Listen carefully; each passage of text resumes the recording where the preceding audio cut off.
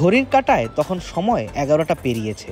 সাধারণত এই সময়ে বেশিরভাগ স্কুলের মর্নিং শিফটের ছুটি হয়। কৌতূহলী শিক্ষার্থীরা অপেক্ষায় থাকেন কখন ঘন্টা বাজবে আর বাড়ি ফেরার সময় হবে। মিরপুরের হোম অফ ক্রিকেটে স্কুল ছুটি না হলেও গণমাধ্যম কর্মীদের অপেক্ষা ছিল স্কুল শিক্ষার্থীদের মতো। কখন বিসিবির বেঁধে দেওয়া সময় আসবে আর সংযুক্ত আরব আমিরাত ও পাকিস্তান সিরিজের অনুশীলন করতে থাকা বাংলাদেশ দলের ক্রিকেটারদের অনুশীলন কভার করা যাবে। যদিও স্কুলে যেমন টিফিন টাইমের জন্য সময় বেঁধে দেওয়া হয় 30 মিনিট, এখানেও গণমাধ্যম কর্মীদের দেওয়া হলো এক প্রকার টিফিন ব্রেকই। ক্রিকেটারদের অনুশীলন কভার করা যাবে মাত্র 15 মিনিট, আর এই 15 মিনিট সময় কখন হবে তার জন্যই অপেক্ষায় সাংবাদিকরা।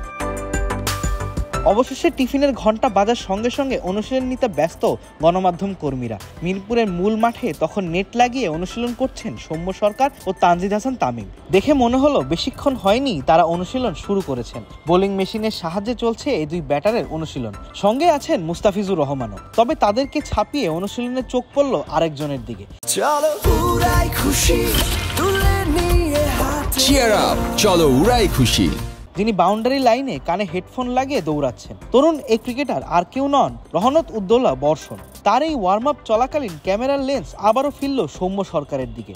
দেখা গেল জেমস পেমেন্ট আলাদা করে কাজ করছেন সৌম্য সরকারের সঙ্গে। বাঁহাতি এই ব্যাটারকে বেশ সময় নিয়ে বোঝাচ্ছিলেন মুম্বাই ইন্ডিয়ান্সের সাবেক এই ফিল্ডিং কোচ।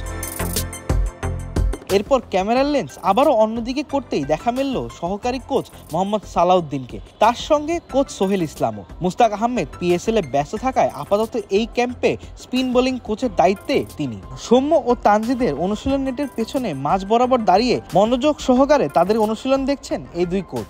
সৌম্যর ব্যাটিংয়ে কোনো সমস্যা হচ্ছে কিনা সেটাও গিয়ে জিজ্ঞেস করছেন সালাউদ্দিন, আবার বুঝিয়েও দিচ্ছেন ভালোভাবে। তবে সিনিয়র ক্রিকেটারদের এই অনুশীলন যখন চলে তখন একটা সুন্দর দৃশ্য ধরা পড়ে ক্যামেরার লেন্সে।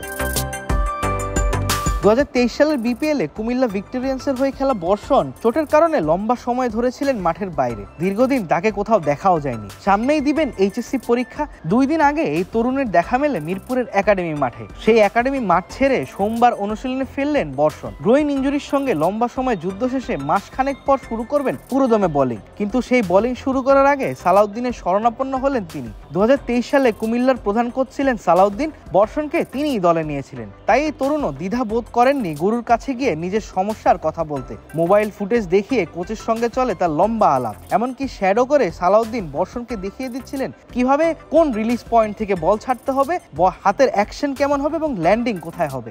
এসব নিয়েই চলে তাদের দুজনের লম্বা আলোচনা। মিনিট খানেক এই আলোচনা শেষে বর্ষণকে দেখা গেল সৌম্য ও তানজিদের নেটের পিছনে দাঁড়িয়ে তাদের অনুশীলন দেখতে। ঠিক যেমন দুই বর্তমানকে দাঁড়িয়ে দেখছে বাংলাদেশ ক্রিকেটের ভবিষ্যৎ। আবার নেটের পেছনে দাঁড়িয়ে গুরুর শিখিয়ে দেওয়া টোটকাগুলো নিজে নিজেই শ্যাডো করছিলেন এই তরুণ।